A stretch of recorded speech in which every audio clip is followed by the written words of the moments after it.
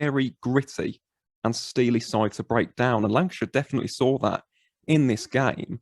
But before we pick up our conversation about how the game ended, and we talk about that incredible evening session that we've been treated to on this most wonderful of Sundays, let's just have a look at how the game itself actually panned out.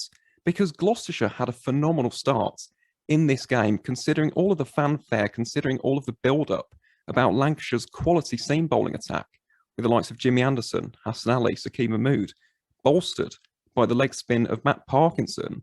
Gloss actually got off to a fantastic start.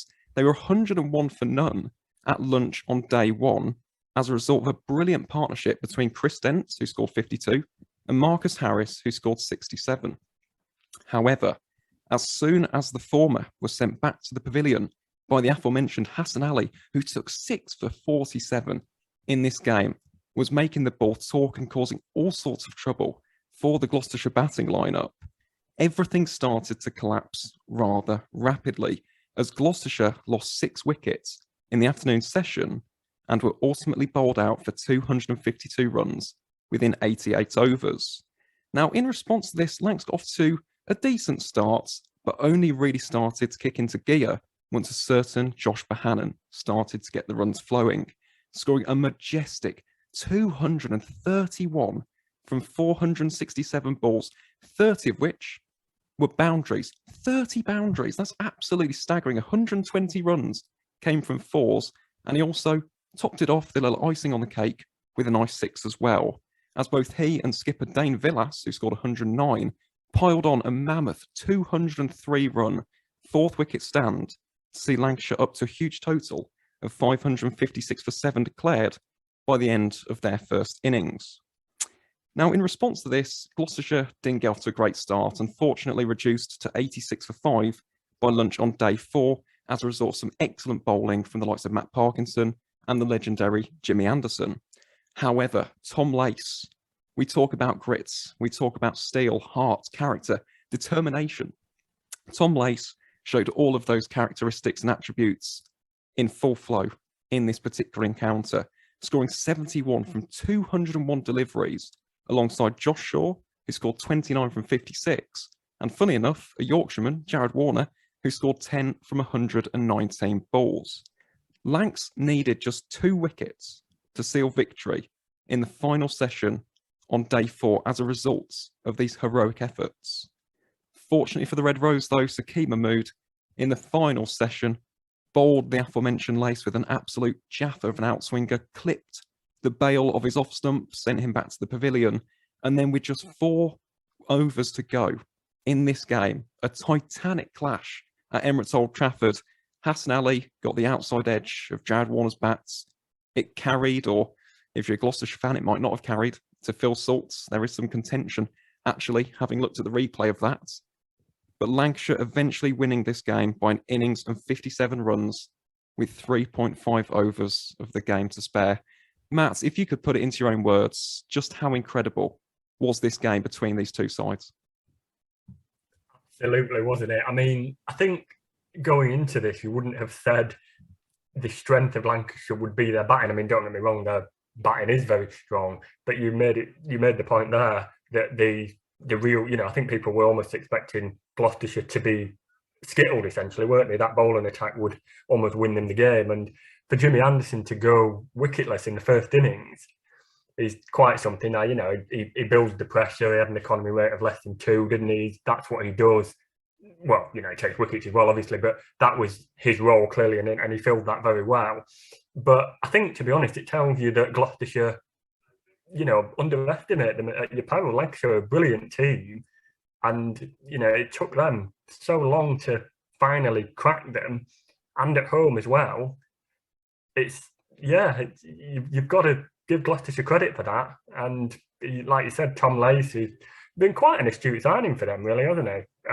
These are the sort of players that he's never going to get picked for England. He's just going to be a perfectly solid county circuit cricketer. But he does his job and he does it well. And like you mentioned, Jared Warner almost denying them right at the end. That would have been a bit poetic, wouldn't it? Batting for more than 2 hours as a number 10 is takes some doing.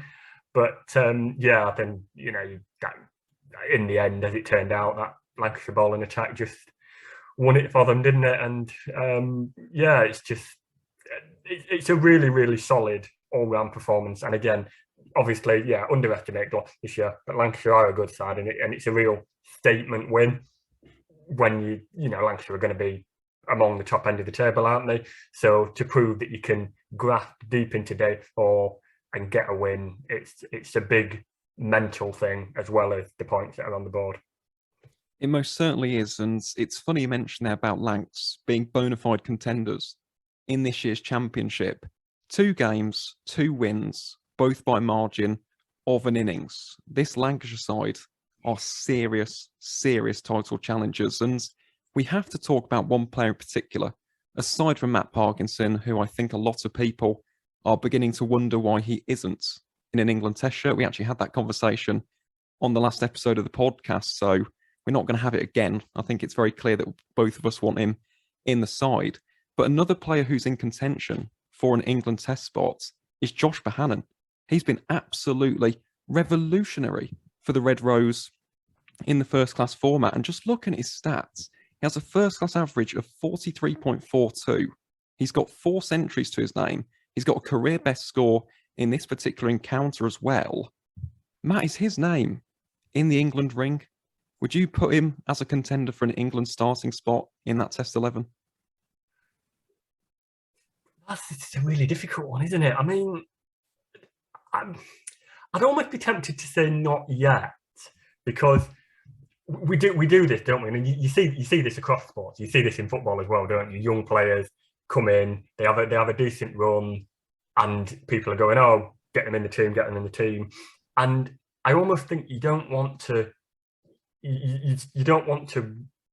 I'm not going to say ruin him, because you're not going to ruin him, but you don't want to, undo that hard work. You don't want to put him in too early, is what I'm saying. So I think maybe, yes, he's putting up some really good numbers, but maybe the Lions is there, isn't it? The Lions, I think the Lions squad, the last 2 Lions squads have been a little bit underwhelming, but I think if you're looking for a bold choice, and you're really going for this red ball reset kind of thing, then you've got to think about him, definitely. But I do wonder if you just sort of let him, I'll say quietly, but maybe quietly-ish, get on with his job, make the runs for Lancashire, just keep doing what he's doing, and eventually it will come once someone, once you see that he's good enough.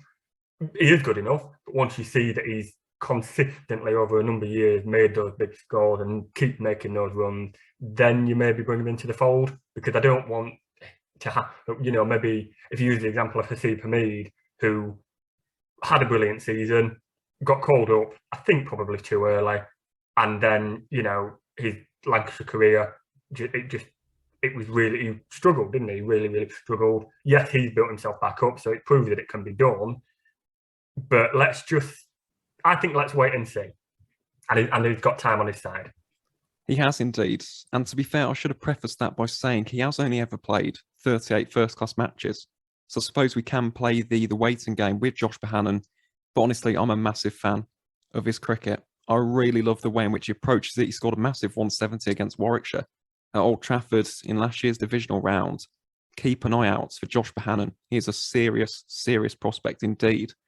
And talking of Gloucester, because of course Gloucestershire will be very, very disappointed in this game. For it to come down to the final 4 overs is heartbreaking, to be honest. We mentioned those last wicket stands, and last summer they would have drawn these matches, but unfortunately the quality, the calibre, the experience of this Lancashire bowling attack was just too strong for the glorious Gloucesters in this particular encounter. I will say though, they can take a lot of hearts and they can take a lot of positives from this performance, because considering they had that terrible afternoon session on day 1 where 6 wickets fell, to come back and take it all the way down to the wire in this game, I think shows that this Gloucestershire side have got a lot of fight in them, and that will serve them well in this year's county championship. So all in all, a fantastic game. And it seems as though we're saying this every single week. I mean, this year's championship, we're 3 rounds in, and we're already getting these instant classics up and down the country.